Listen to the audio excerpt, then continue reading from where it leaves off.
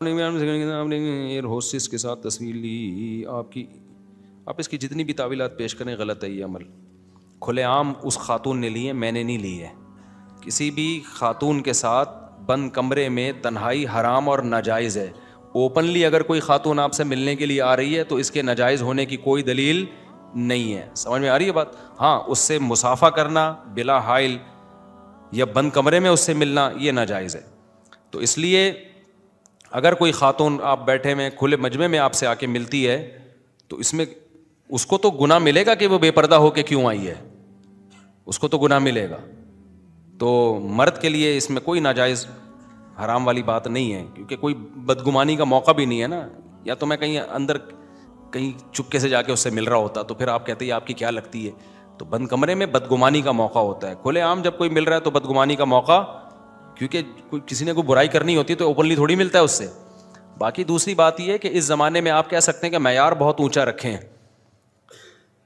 معیار آپ اونچا رکھیں. تو دیکھو یہ ہمارے علماء کسی ایک مثال دیتے ہیں، یعنی آپ یہ کہہ سکتے ہیں کہ مفتی صاحب ٹھیک ہے لیکن اس کو تنبیہ کرنے کے لیے آپ کو اس کے کو سیلفی نہیں دینی چاہیے تھی. آپ یہ کہہ سکتے ہیں تاکہ اس کو احساس ہوتا کہ بھائی ہم غلط ہیں، ہمیں پردہ کرنا چاہیے. یہ احساس دلانے کے لیے کیا کرنا چاہیے تھا آپ کو؟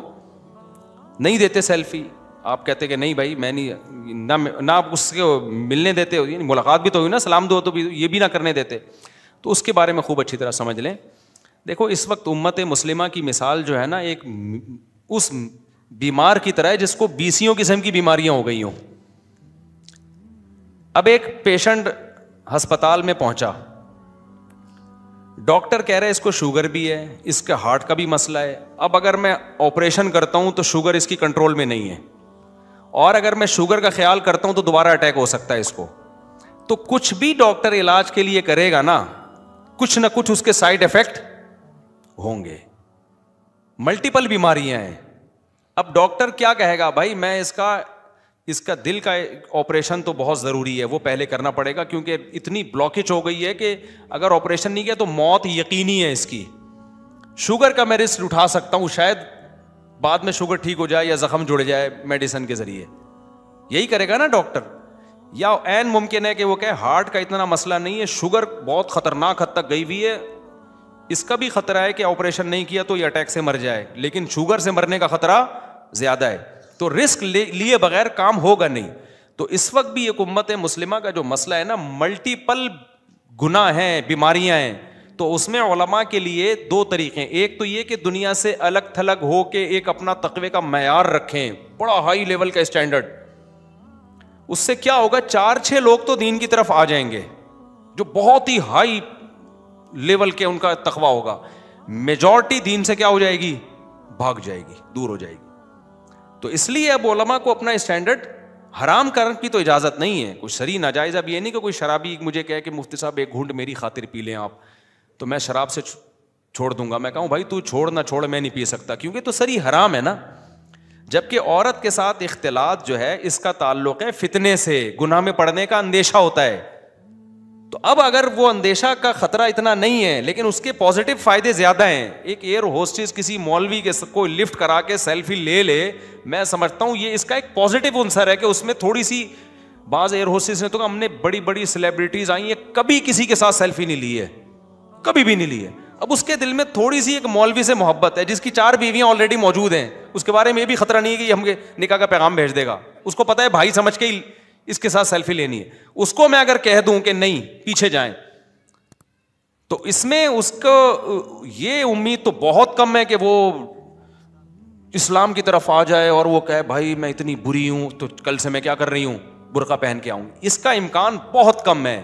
اس کا امکان بہت زیادہ ہے کہ یار یہ مولوی لوگ بہت بد اخلاق ہوتے ہیں اور ان سے کیا کہو، آئندہ سلام بھی نہ کرو ان کو. یہ خطرہ زیادہ ہے.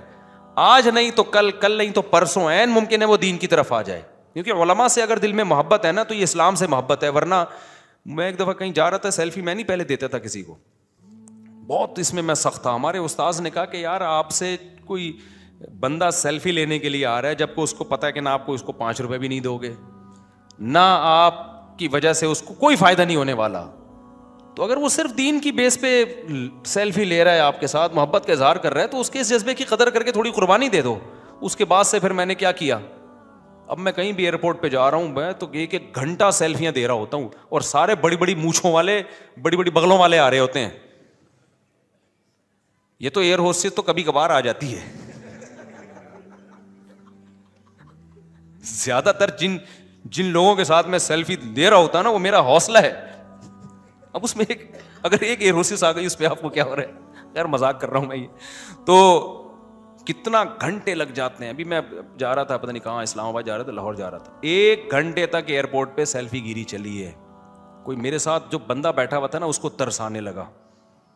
میں نے کہا یار میں کیسے بھگاؤں ان لوگوں کو, میں تھک گیا ہوں, واقعی بہت تھک گیا تھا. میں نے کہا کیسے بھگاؤں میں یار, کیونکہ جو آ رہا ہے وہ تو یہ سمجھ رہا ہے کہ میں ہی ہوں, مجھ سے پہلے کوئی بھی نہیں آیا. تو یہی سوچ کے اپنے استاذ کی وہ نصیحت یاد آ رہی تھی کہ یار چلو شاید اس کے دل میں تھوڑی سی محبت ہو, بعد میں بیان سن لے. اور اگر ایک دفعہ دھتکار دو تو زندگی بھر کے لیے برا امیج لے کے جاتا ہے. پھر وہ زندگی بھر کے لیے کیا لے کے جائے گا, برا امیج. تو پبلک پلیسز پہ میں نے جانا ہی چھوڑ دیا ہے اسی وجہ سے کہ یار دھکا دے نہیں سکتے کسی کو. تو اب یہی ہے کہ جاؤ ہی نہیں, کہاں مجبوری ہو تو پھر جاؤ پبلک پلیس پہ, اور پھر یہ حوصلہ لے کے جاؤ کہ بھائی جتنی دیر بیٹھیں گے سیلفی گیری چلے گی. اب اس میں سارے آ رہے ہیں سیلفی لے رہے ہیں, ایک خاتون آ جائے میں اس کو ہٹاؤں کہ نہیں آپ وہاں کھڑی ہو جائیں, وہ بہت زیادہ ایک بد اخلاقی والی حرکت ہوتی ہے کہ اتنے سارے لوگ تھے تو اس نے بیچاری نے اوپنلی سب کے سامنے سیلفی لے لی, تو کیا قیامت آ گئی بھائی. باقی پردے کی جہاں تک بات ہے تو ہمارے بیان سارے اسی پر ہیں. وہ بیان سنتی رہے گی اگر تو اس کو خیال آ جائے گا بھائی یہ اسلام کا حکم ہے. اور مجھ سے تو ایئر ہوسٹس جہازوں میں ایسی بھی ملی ہیں, انہوں نے کہا مفتی صاحب خدا کی قسم مجبوری میں ہم یہ جاب کر رہے ہیں, ہمیں بالکل پسند نہیں ہے. پھر ان کے میں نے حالات سنے تو وہ زنا کو پیشہ بنا سکتی تھیں. انہوں نے کہا ہم شوہروں نے طلاق دے دی, باپ کما نہیں رہا, ہوتے ہیں پتہ نہیں گھروں میں کیا کیا حالات ہوتے ہیں لوگوں کے, ہم تو ایک ہی لاٹھی سے سب کو ہانک رہے ہوتے ہیں نا. ایک خاتون ایئر ہوسٹس تھی, اس نے مجھے بتایا کہ میں بالکل اس جاب کو پسند نہیں کرتی. پھر اس نے اپنے حالات بتائے, جہاز ہی کے اندر نا, جہاز میں سفر ہو رہا ہے, وہ اپنے حالات بتا رہی ہے کہ میرے ساتھ یہ حالات تم. میں نے کہا بھائی آپ کے لیے یہ احون البلیتین ہے, اس سے بہرحال کیا ہے. پھر بھی میں نے کہا جتنا کوشش کریں آپ کہیں نکاح کر کے اپنے آپ کو ٹھکانہ دیں, رشتہ نہیں مل رہے ہوتے نا. اب میں نے کہہ تو دیا نکاح کریں, لیکن کون کرتا ہے نکاح بھائی, آج کل یہ کتنا مشکل کام بنا دیا نکاح کو. تو ایسی اور بہت ساری وہ کہتی ہیں بھائی ہمیں شوق نہیں ہے اس کا, لیکن مجبوری ہے, اگر یہ نہ کریں تو پھر کدھر جائیں گے ہم, پھر عزتوں کو نیلام کرنا پڑتا ہے. تو ایک ہی لاٹھی سے سب کو اگر آپ ہانکنا شروع کر دیں تو بند کمرے میں بیٹھ جاؤ اور پھر لگاتے رہو فتوے. تو مجھے کیا اس ایئر ہوسٹس کے ساتھ, کیا میری کوئی سیٹنگ ہو گئی اس کے ساتھ ہے بھائی, مجھے تو گھر میں 20 دفعہ وضاحتی بیان دینا پڑتا ہے. تو میرا کیا بیچاری کے ساتھ لینا دینا یار.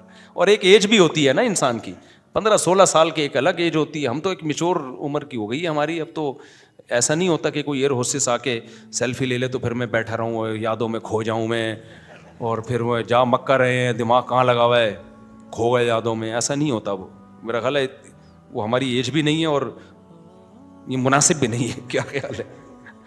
تو اس لیے بدگمانی چھوڑ دیں. بدگمانی کیا کر لیں, چھوڑ دیں. تو ملیں تو سب کے سامنے ملیں, کوئی بند کمرے میں نہیں ملے. بند کمرے میں کبھی نہیں ملتا میں کسی خاتون سے, کتنا ہی کہے. وہ میرا آفس ہے, کوئی خاتون, جوان خاتون ہو, بوڑھی ہو تو ایک الگ بات ہے. جوان خاتون آئے گی کہے گی نا اکیلے ملنا ہے, میں دونوں دروازے کھول دیتا ہوں. تو حالانکہ مجھے نہیں لگتا کہ مجھے کوئی گناہ کا خطرہ ہے, لیکن بدگمانی کیوں بھائی. ہم کیوں لوگوں کو یہ بتائیں کہ ہم بہت نیک ہیں اور ہم پہ بدگمان نہ ہو. نہیں بھائی, کام ایسا نہیں کرو جس سے کل کوئی آپ کے اوپر انگلی اٹھائے. اوپر تو اپنے اوپر اعتماد بھی نہ کرو نا, جتنے بھی ہیں تو انسان ہے نا, اور ہی تو ہے, ہم 4 دفعہ آدمی ہیں. تو اعتماد کیوں کرے بھائی میں اپنے اوپر. میں بند کمرے میں کسی جوان لڑکی سے کیوں ملوں, تو اس میں احتیاط کرتا ہوں, وہ نہیں ملتا. ایک دفعہ تو ایسا ہوا میں گھر میں نہیں تھا تو خاتون دروازہ بجا کے اندر گھس آئیں آپ سے, وہ بیچاری مجبور تھی, جیسی گھسی ہے میں باہر نکل گیا. میں نے کہا آپ بیٹھ جاؤ ہم باہر جا رہے ہیں. کہہ رہی میں آپ سے ملنے آئی ہوں, وہ رو بھی رہی تھی میری مجبوری ہے. میں نے کہا آپ کی مجبوری ہوگی, میں آپ سے, میرے گھر میں کوئی بھی نہیں ہے, میں آپ سے نہیں مل سکتا. پھر گھر والی کو میں نے بلایا, گھر والی کو اندر بٹھایا میں نے کہا یہ خاتون ہے. اس نے کہا میں آپ کی وائف کے سامنے اپنا دکھڑا نہیں سنا سکتی. پھر میں نے کیا کیا, دروازہ کھول کے ان کو بٹھایا اور وائف کو کہا آپ دوسرے کمرے میں ادھر ہی رہو. دروازہ بھی کھلا ہوا, میں نے کہا وہاں آواز نہیں جائے گی لیکن آپ یہیں رہو, تاکہ دروازہ کھلا ہوا بیگم موجود ہے. کیونکہ وجہ اس کی ہے کہ کل کسی کے دل میں بھی آپ اپنے آپ کو کیوں آپ نے تقوی کا یہ امیج دنیا کو دکھایا ہوا کہ میں اتنا نیک ہوں کہ بس مجھ پہ بدگمانی کی اجازت ہی نہیں ہے. نہیں بھائی, ہمارے نبی خاتون کے ساتھ تنہائی میں مل رہے تھے, ایک صحابی گزرے تو آپ نے اس صحابی کو بلایا, فرمایا یہ میری زوجہ ہیں. انہوں نے کہا یا رسول اللہ میں آپ پہ تھوڑی شک کر سکتا ہوں, لیکن پھر بھی ہمارے نبی نے کیا کیا کہ بھائی بدگمانی کا موقع مت چھوڑو. آج بہت سے پیر ہیں, لڑکیوں سے ہاتھ بھی ملا رہے ہیں, بند کمروں میں مل بھی رہے ہیں, جی ہماری مریدنی ہیں, اور جب ان پہ کوئی اعتراض کرتا ہے تو میں بزرگ, مجھ پہ شک کر رہے ہو. ابے وہ بزرگ ہے تو آدمی پہلے ہے, بزرگ کیا ہے, بزرگ بعد میں ہے بھائی, آدمی نہیں ہے کیا تو بند کمرے میں نہیں, اوپنلی مل سکتے ہیں. اور اس زمانے میں ضروری ہے علماء کے لیے, بھگا نہیں سکتے آپ. اس کے سائڈ افیکٹ کیا ہیں, وہ زیادہ ہیں, لوگ قریب آنے کے بجائے دور ہوں گے. پہلے جب اسلامی حکومتیں تھیں سب عورتیں پردہ کرتی تھیں, اب ایک نے اگر بے پردہ ہو گئی ہے تو اس کے ساتھ آپ جو ہے نا وہ تھوڑا سا یعنی وہ اچھا رویہ نہ رکھیں تاکہ لوگوں کو حوصلہ افزائی نہ ملے. بھائی جو گناہ کامن نہیں ہوتا نا, ایک آدمی نے گناہ کیا کوئی بھی نہیں کر رہا وہ گناہ, تو پھر اس میں آپ اس کو سختی بھی کرتے ہیں, ڈانٹتے بھی ہیں. لیکن ایک گناہ کامن ہو گیا ہے تو کس کس کو ڈانٹو گے, کس کس کو دھکے دو گے آپ, تو اس کا پھر نہی عن المنکر کا اسٹائل کیا ہو جائے گا, زمانے کے لحاظ سے چینج ہو جائے گا, آٹومیٹیکلی چینج ہو جائے گا.